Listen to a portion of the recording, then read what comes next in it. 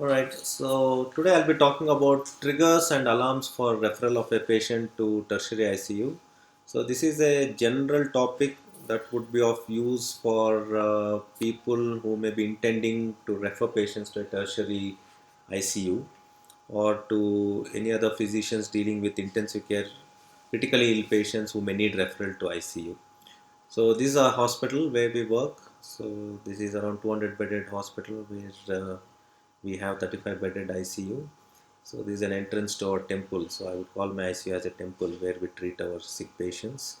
So the topics that I would cover is definition and background. So of what exactly intensive care is about, and is there really a good benefit in patients' outcome by getting them admitted to intensive care and the future of intensive care.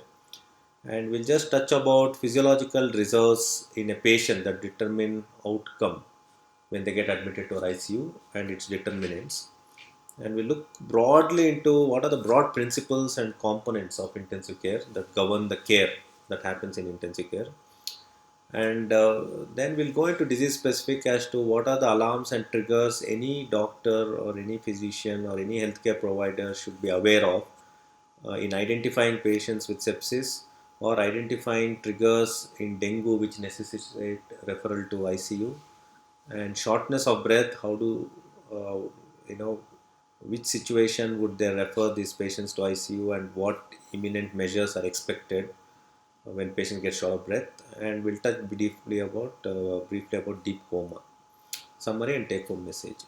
So if you look at the definition of intensive care medicine as defined by Society of Critical Care Medicine, it refers to basically intensive care is defined as a multidisciplinary healthcare. It's not one individual taking care of a patient because it involves group of doctors, it involves group of specialists, it involves nursing care, physiotherapy, dietitian, and counselor. So it is a multidisciplinary healthcare specialty that really deals with patients who are threatened with acute life-threatening illness, which may lead to death or severe organ dysfunction or disability.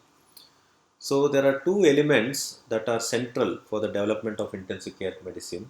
So the first key element which really paved the path for the development is the patients who need life support system in the form of ventilation to sustain their breathing. And it is the second component is to look at the obvious benefits that are conferred by looking after this group of patients in a specialized area. So this whole concept of intensive care evolved from looking after these post-surgical patients in a specialized environment, which was found to have significant benefit in influencing their outcome. So this benefit of looking after sick patients in a specialized area, I think the whole concept of intensive care evolved into patients being looked after in a specialized area where a specialized attention was given in optimizing their care. And this really evolved way back in World War II, where, and the credit goes to Florence Nightingale, where she put all these patients, sick patients or the shock patients in a specialized environment. And when they were looked after, it was found that mortality came down from 42% to 2%. And she created what is called as shock wards, where patients who were profusely bleeding or were traumatized were looked after in a area where they were given this special care and resuscitated. And this was found to significantly reduce the mortality. Okay, so that's how the whole concept of intensive care developed, where there was an assigned place where they were given intensive care in a format that it influenced a good outcome.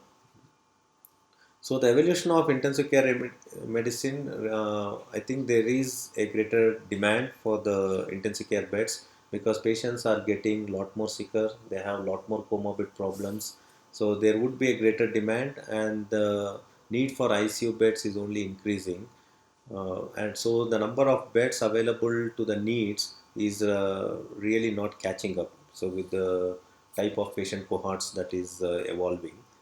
And the reasons are, as I said, increasing age, increasing comorbids, and most importantly, advancement in other specialties because the subspecialties, the surgeons are doing more complicated surgeries, and hematology and oncology. There's a lot of transplants, and patients who do receive chemotherapy, radiotherapy, they do have a lot more complications, a lot more infections needing ICU care. And cardiology doing complicated procedures, or cardiothoracic surgery doing. So any of these subspecialties who are doing advanced care, I think these patients need to be looked after in a specialized environment with a committed care, with lot more specialized interventions that happen to influence their good outcome. So this is the way intensive care has evolved over time. And intensive care is no longer limited to four walls. It has reached even to boundaries out of ICU by outreach ICU services. So we have something called a medical emergency team and critical care outreach team. So where these teams are designed to identify sick patients in the ward, pick up the early warning signs and alarms, and get them admitted to ICU, or you do certain interventions to prevent further down spiral so that they don't need to come to ICU. So this is where ICU is progressing. And this would be the typical ICU patient who would be connected to multiple tubes and multiple gadgets.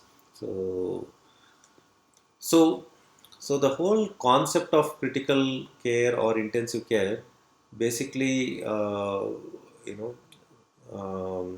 confines to this sort of a philosophy. So our whole internal, there needs to be good harmony in our internal milieu, or a good equilibrium. So, and that equilibrium or harmony within our body is what will determine the health of an individual. So when there is disruption of this internal milieu, I think that leads to disease, and your body's inability to cope with this imbalance is what leads to multi-organ dysfunction. So this was elucidated way back by Claude Bernard. So this is a stamp issued to commemorate him by Transky. So what we need to understand, the constancy of internal milieu is what is needed to maintain the health of an individual. So when do you say that a patient is critically unwell? So critical illness occurs when your body's adaptive capacity is overwhelmed by the illness, and your body is unable to cope with what it has been threatened with. That leads to other organ dysfunction. So typically in ICU, you have two situations. So there is a situation where you're putting on a lot of supports to sustain life, or there is a situation where the modalities that you have put them on is only delaying their death or prolonging his agony. So how do we determine whether what we are doing is right, whether we are putting him on modalities to sustain life, or whether we are putting him on modalities to only delay death? I think there are two critical elements that we need to be aware. So we are sustaining life when we are dealing with a disease which is reversible. So I think that is the core element, or the critical element that you need to be aware. If you are dealing with a disease which is reversible, then what you are doing by sustaining life may be right.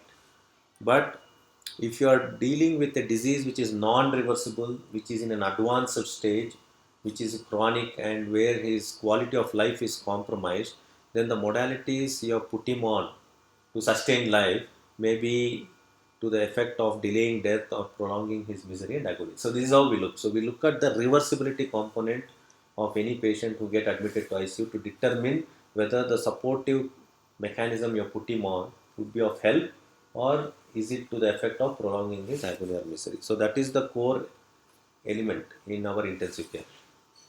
So in ICU, we need to be very clear about this physiological reserve, because patients come in sick, and what really determines whether they would benefit from all the interventions that you are doing, or whether they would benefit from all the support, is really dependent on your internal homeostatic capacity. It is the capacity to maintain your internal harmony or your equilibrium within the body in the face of internal or external stresses. What it essentially means is, if you are threatened with a life threatening insult of some nature, whether your body has a good ability to cope and recuperate from that stress.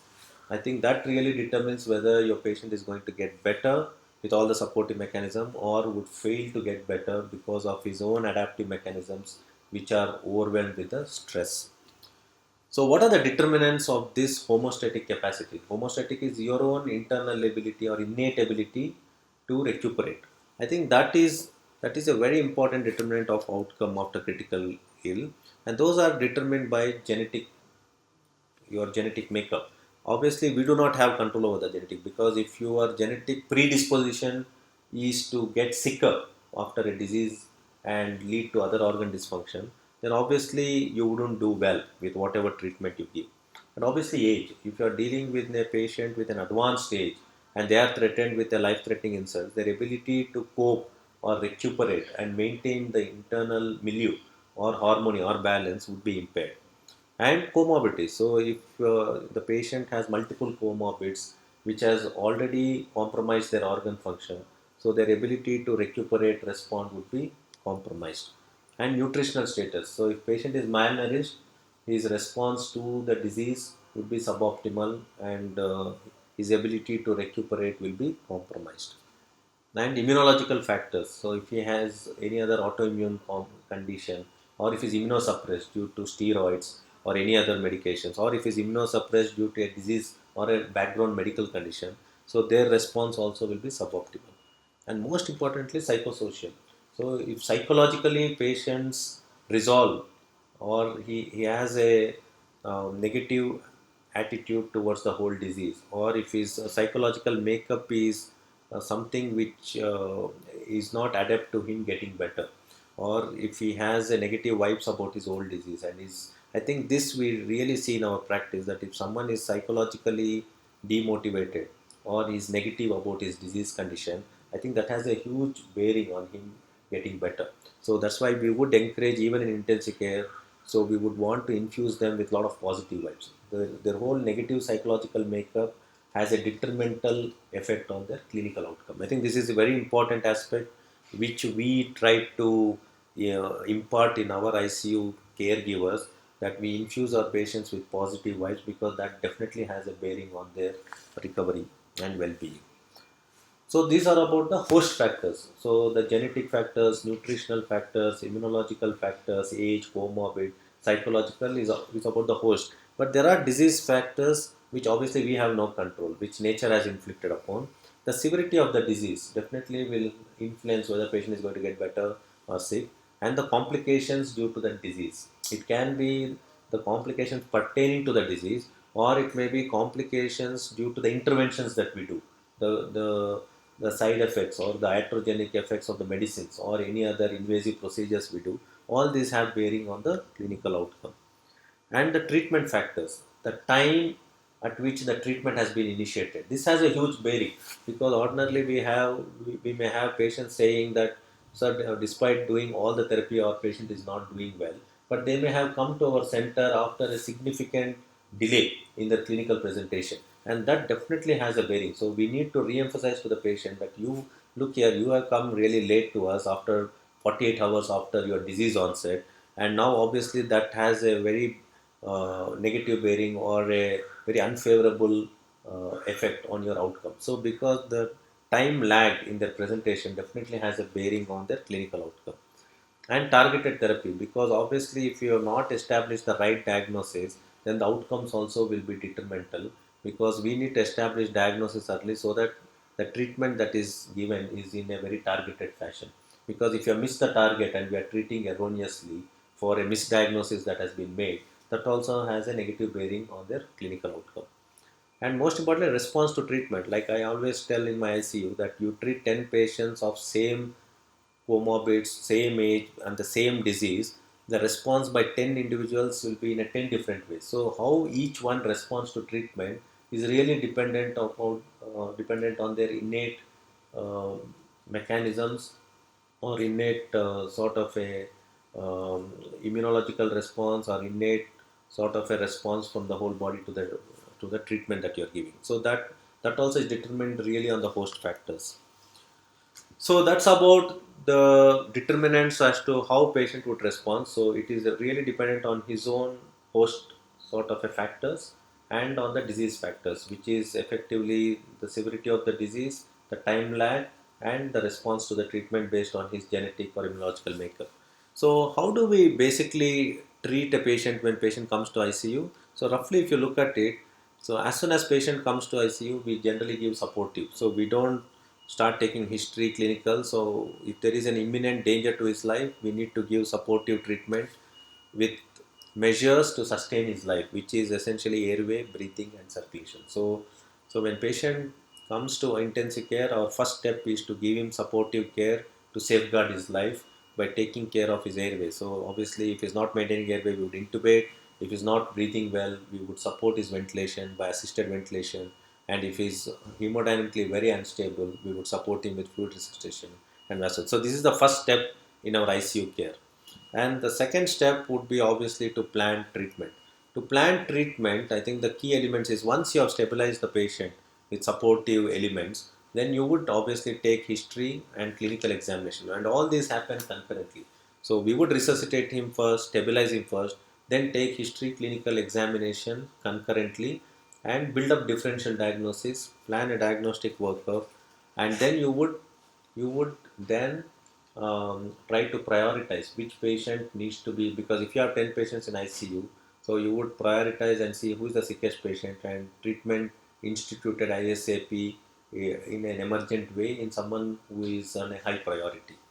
And as I said, in ICU, it's not only about stabilization, establishing diagnosis and treatment, it is also about taking preventative steps. So ICU is all about even taking preventive steps to prevent spread of infection from one person to another and to curtail the risk of hospital acquired infection. So this is in essence the whole functionary of ICU.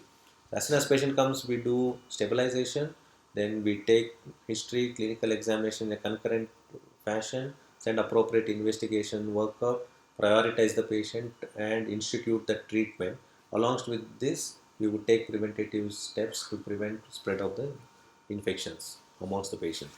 So, putting all this in a nutshell, I think our whole ICU functioning would be to integrate all these three variables. So, integrate your clinical examination and history taking, and obviously any patient who comes to ICU, we would connect them to monitor. So we integrate all the monitored variables, and then along with this, after having taken history, clinical examination, stabilizing, connecting to monitor, we would send a lot of investigative workup. So we would have to integrate the blood profile and the radiological profile and any other ancillary investigations like ECG, echoes, and other things. So we put in all this information together into one capsule, and then you plan what the diagnosis is and establish what the diagnosis is and plan treatment. So this is in essence the way ICU works.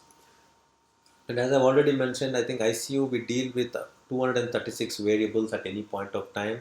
So it's really like a pilot. So we have to have a 360-degree approach to all the elements that we look into. So it is said that in a very sick patient, we really look close to 200 to 236 variables at any point of time. When I say 236, it involves all the historical tidbits, your clinical profile that you have created, and all the monitored variables and all the investigative modalities that we keep looking at any point of time.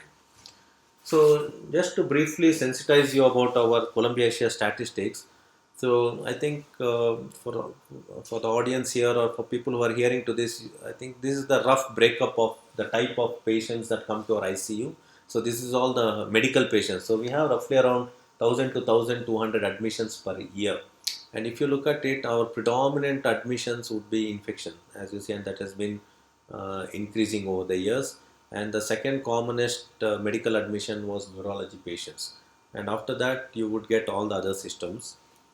And as you see, respiratory also was pretty high on our list, sepsis and poisoning. So these were the commoner sort of an ICU admissions that we had in our hospital. So it's mainly infections, neurology, respiratory, sepsis, and poisoning. These were the commoner entities. And if you look at our crude mortality rate, it was around 7.96%, which is reasonable. And the mortality was highest in sepsis group, followed by neurology group. When I say neurology, it may be strokes, bad strokes, or it may be meningoencephalitis or venous sinus thrombosis. And the oncology also was high, followed by respiratory. So this is a statistical breakup of our patient input. And if you look at the surgical cohort, I think neurosurgery patients were more in our hospital, followed by general surgery and trauma. And if you look at the mortality, surgical mortality is lesser than medical mortality. It was around 5% crude mortality. and the mortality was highest in neurosurgical. So when I say neurosurgical, it would be all traumatic brain injuries also, followed by general surgery patients. So if you look at our total the stratification, which is the common group of ICU admissions, you would see 71% of our ICU admissions are medical patients, and around 29% are our surgical patients. If you look at crude mortality rate, as I mentioned, the overall mortality is 7.2%. In medical patients, it's around close to 8%. In surgical patients, the mortality is around 5%.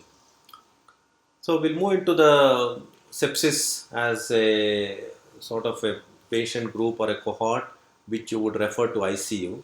So we would just touch about this new sepsis definition which came in JAMA 2016, and this definition was endorsed by ESICM and Society of Critical Care Medicine, and now it is sent out to around 31 societies for endorsements. So the definition, the new definition of sepsis for all the audience to understand is it's a life-threatening organ dysfunction due to dysregulated host response to infection. So why this definition is important in the light of all the preamble that I gave about the host response is really even the whole definition of sepsis boils down to how a patient responds to an infection, because which means to say, so there is a appreciation of this fact that every individual responds differently to the infection, and when the response is not appropriate or when it is not regulated, that is when it can lead to organ dysfunction. So it pretty much boils down to the basic essence of our understanding of host response. So, and when the SOFA score or sequential organ failure assessment score is more than or equal to 2, it is shown that mortality is more than 10% in sepsis. And what is the definition of septic shock? Septic shock is same as this, life-threatening organ dysfunction due to dysregulated host response, along with where patient's blood pressure is low, and you are needed to start him or her on vasopressors to maintain blood pressure, and where lactate is more than 2 millimoles. So any patient with dysregulated host response to infection leading to organ dysfunction and needing vasopressors, I think you would call them as septic shock. And when you find someone with septic shock where they are needing vasopressors to maintain blood pressure, mortality can be more than 40%. So the new sepsis definition has come out with QSOFA score. So QSOFA is a tool to identify patients in the wards who may be early sepsis and who may need admission to ICU. So QSOFA of 2 necessitates ICU admission, or there may be patients who are early sepsis and treatment and investigations has to be instituted sooner than later. So what is QSOFA? Any patients with altered mental status whose respiratory rate is more than 22 or systolic blood pressure is less than 100. So any two of these three, if a patient has, then a suspicion or an antenna has to raise in a doctor that this could be possible sepsis, and they need to be sent to ICU to improve their outcomes. So what we have gained in the last few years is our increased understanding of sepsis pathobiology. So what we have understood is sepsis is not only about pro-inflammatory activity, it is about activation of both pro-inflammatory and anti-inflammatory cascade in the body, and having a good balance between pro-inflammatory and anti-inflammatory cascade that has set in. I think that remains very critical to understanding of sepsis. So if there is imbalance of either pro-inflammatory or anti-inflammatory, there is overwhelming pro-inflammatory cascade or overwhelming anti-inflammatory cascade, or if there is underwhelming anti-inflammatory cascade as a response to pro-inflammatory, all this leads to organ dysfunction. So basically the key thing is to have a harmony, to have a balance between pro-inflammatory and anti-inflammatory mediators. And as we clearly understand, what is most important in sepsis is the patient's response. And what we have realized is patient's response is very heterogeneous. And as we have already discussed, it is dependent on age, it is dependent on comorbidities, and it is even dependent on the type of surgery or any other invasive intervention that he has undergone. And his response, his or her response is really dependent on all the medicine the patient is already on. If patient is on steroids, his response may be suboptimal. Or if the patient is on some immunosuppressants, his response may be suboptimal. So we need to take into light all the medications that he may be on, and most importantly source of infection, because if the source of infection is lung, I think the response will be very different when compared to another source. Like if the source is urine, his response may be very different. So these are all the determining factors as to how each individual would respond to different sources of infection, or to various other comorbidities they have, or to various other interventions they may have undergone, or depending on all the medicines they may be on. So that's about sepsis in nutshell. So it is only to sensitize as to the new definition of sepsis and what are the determinants that influence his response and his likely outcome. I think what are the determining factors. I think if you keep that in back of your mind, it would be easy for you to sort of approach a patient with sepsis and even help you in counseling. So let's look into the dengue. I think most physicians here would be treating dengue. I think the critical aspect of dengue is to understand what are the warning signs. So any dengue patient with the bleeding manifestations, I think that is an alarm. I think they are the patients who should raise an antenna that they need to be sent to a higher center or to a good ICU, or to be managed better and to prevent death. So any dengue patients whose hematocrit or PCV is more than 45 is an alarm. So it's an alarm to indicate that his fluid resuscitation has to be a lot more aggressive, and it is an alarm that this patient need to be managed in ICU. So any dengue patients whose liver enzymes SGO2, SGPOT or AST/ALT is very high, is in thousands. It is a good indicator to say that it is life threatening, and this patient needs to be sent to ICU for further care. So liver enzymes are an important marker of severity of dengue. Or dengue where lactates are high. If lactate is more than 2 in a dengue patient, so it is an indication that his microcirculatory status is severely impaired, and he is at a risk of multi-organ dysfunction. And if you see a dengue patients where lactate is more than 10, more than 2, sorry, so they need to be referred to a good ICU for aggressive care. Or any dengue with altered sensorium. I think that is also a very serious thing. So if you see a dengue patient who is in encephalopathy, I think that is a very ominous sign. So we've had patients who are admitted with dengue encephalopathy, and their outcomes can be disastrous if they're not managed appropriately.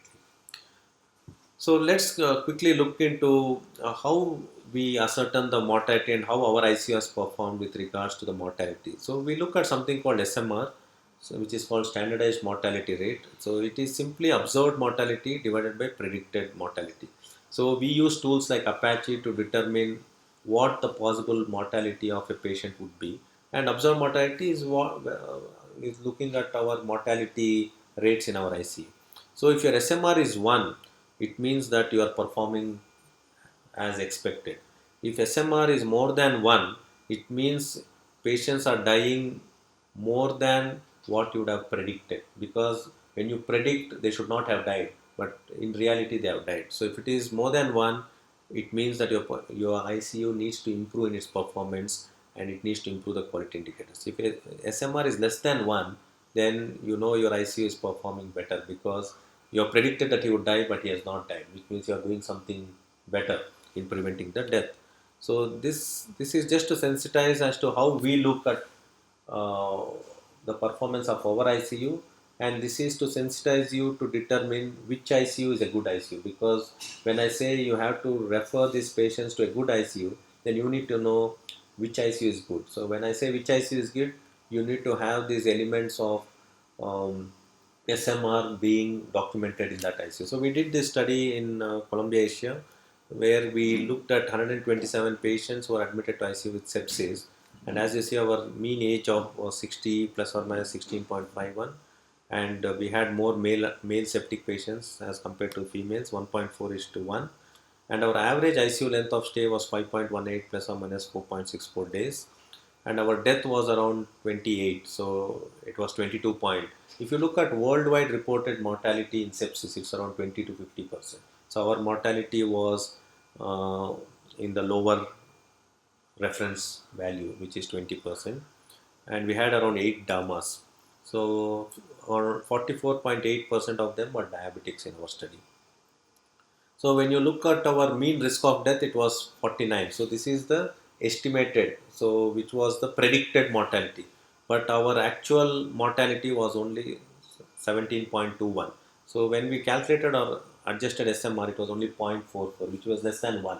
So which means our ICU was performing better than what it is expected. So patients who were predicted as that they would die based on our Apache score did survive, which means obviously we were putting in our best quality indicators and doing possibly good care to influence their good outcome. So this is what it means. And once we get the SMR, we benchmark it to the worldwide ICUs. As you see, these are all the ICUs indexed worldwide, and these are all the these are all the SMRs of different ICUs. And if you see our range 0.44, it falls somewhere in the top bracket. So which means our ICU is benchmarked to some of the good ICUs, good benchmarked ICUs worldwide. So that's what would qualify any ICU as good ICU. So if you are referring a sick patient to a ICU which you believe is good, then the first question one needs to ask is what is your SMR? Because if they have not calculated SMR, then none of us here would be able to vouch how is their performance. I think that is the key element. So we just move to the shortness of breath. So this is the reason why we picked up sepsis is the common cause of ICU admission. If you see in the first table I showed you, it was predominantly our infections, sepsis, and respiratory failure. So any patient who comes with respiratory failure, what are the differentials? Pulmonary edema is one of the commonest cause of admission to ICU, which may be due to heart failure or chronic kidney disease, or pneumonia, or acute lung injury, ARDS, and sepsis. All these three can have shortness of breath, which may need ICU admission, on COPD, because this is the commonest cause of ICU admission. So I think the reason they come to ICU is not for oxygen, because oxygen is present in any hospital, oxygen may be present in the body. They come to ICU mainly for ventilation. Why is it important? I think the key component that one needs to understand is anyone who comes with short of breath in ICU, along with oxygen, what they get is non-invasive ventilation. And why do they need non-invasive ventilation? Because if you give only oxygen in pneumonia, acute lung injury, pulmonary edema, or COPD, it would not solve this problem of ventilation perfusion mismatch or shunt fraction.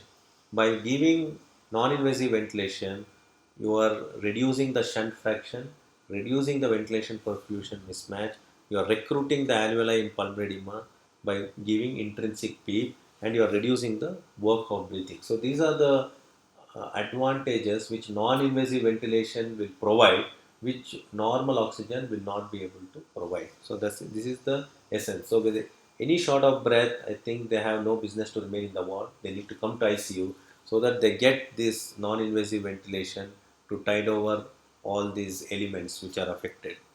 And most importantly, non-invasive ventilation reduces afterload, which is very useful in heart failure, because there is a tremendous load on the heart and you need to reduce the afterload, and that is achieved with medicines along with non-invasive ventilation.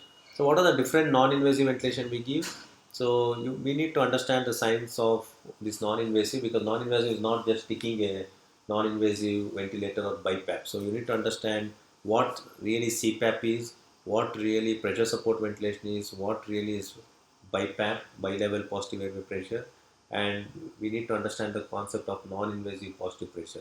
So obviously this is beyond the scope of this talk. So I think one needs to attend some workshop to understand these concepts of different modalities in non-invasive ventilation. So how did we perform in our Columbia Asia with non-invasive?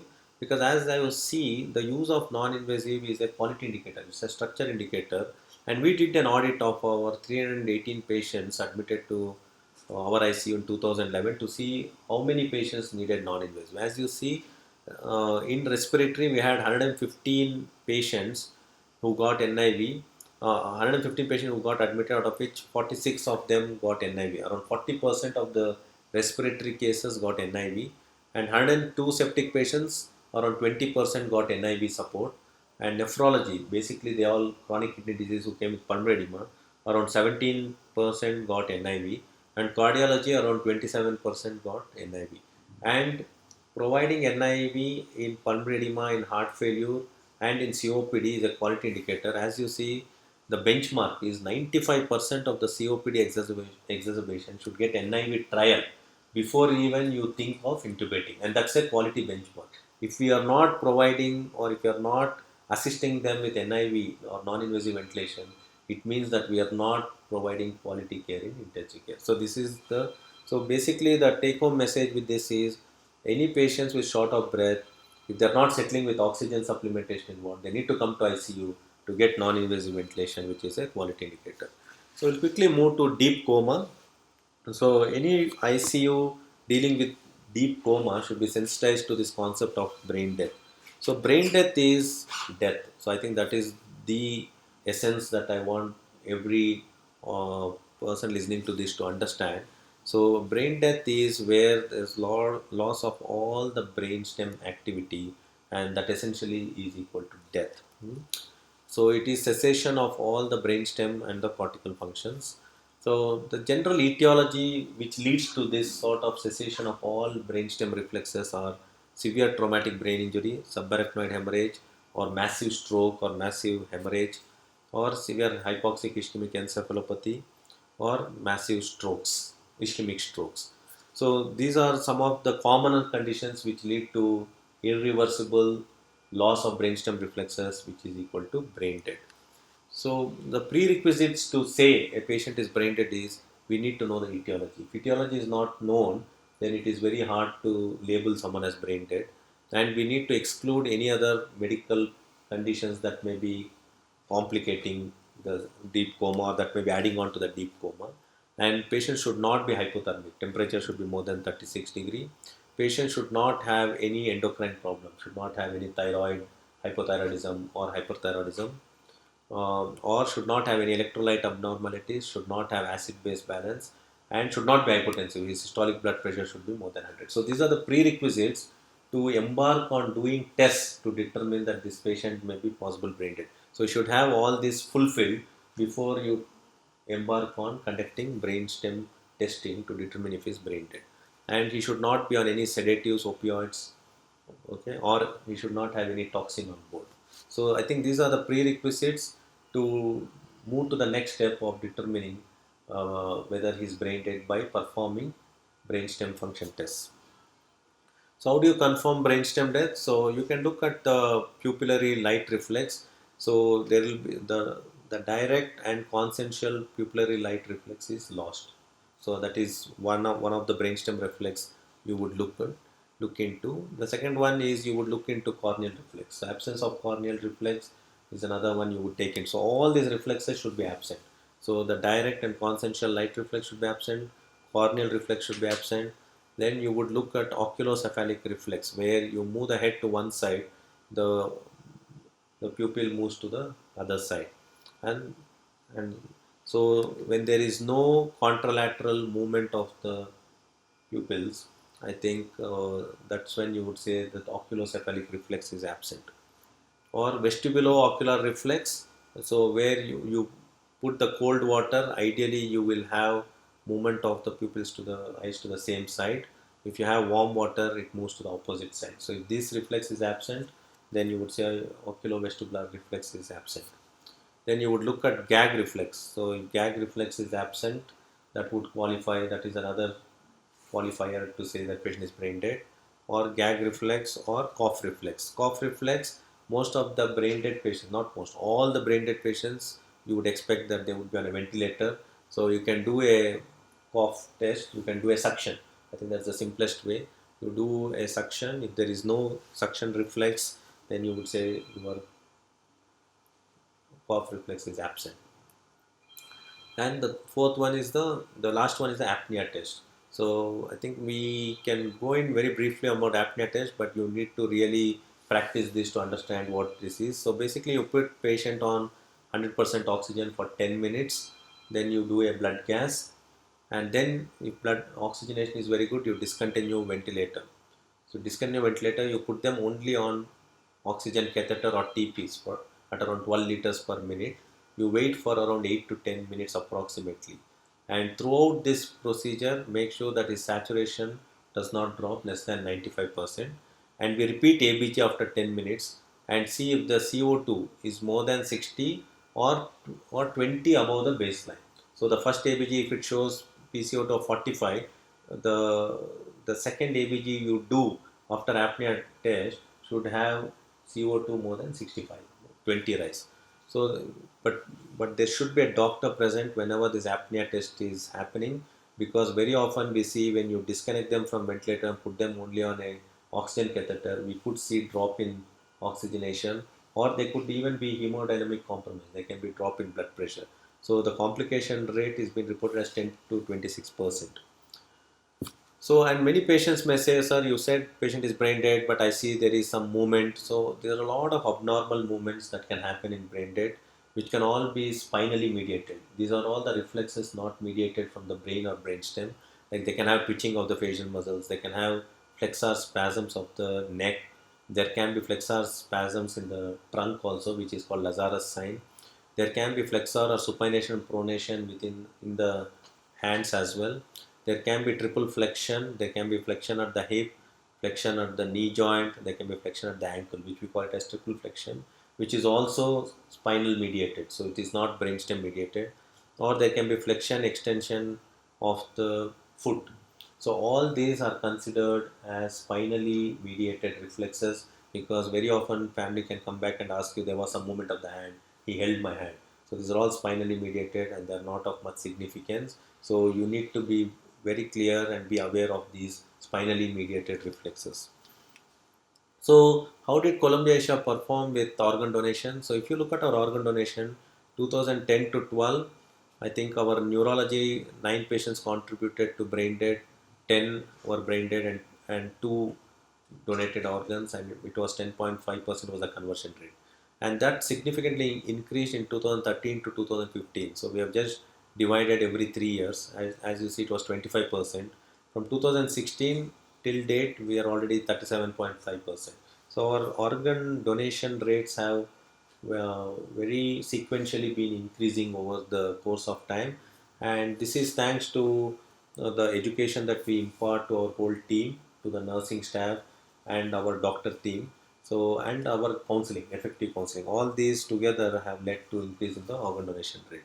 And in fact, we have reported this organ donation conversion rate, and this percentage 37.5% is a very good, and this is comparable to the world statistics, and you can go through this journal. So we have reported this study as a letter to editor to sensitize about the organ donation rates that prevail in our hospital and in our country. So the take home message of this talk is the traditional medical and surgical models is insufficient for ICU patients.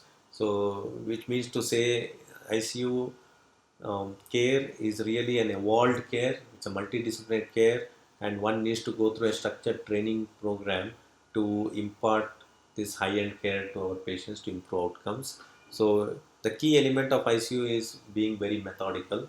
As I said, you would be looking at 236 variables at any point of time, and if you are not methodical, so you would be lost. So one needs to have good clarity how we are methodical, how we integrate those clinical monitored investigative modalities at every given point of time, so that our decision making will be a lot more accurate, and our ability to establish diagnosis will be a lot more effective. And early recognition, I think the key take home message is, I think every doctor needs to be sensitized to recognize these early triggers or warning signs or alarms, so that appropriate referral to good ICU happens, and so that their outcomes also are much better and optimized. And the key element is teamwork. In ICU, it is not about one person making a difference, it is a teamwork. So you need to involve each and every healthcare delivery personnel that is involved in your ICU to be a part of decision making.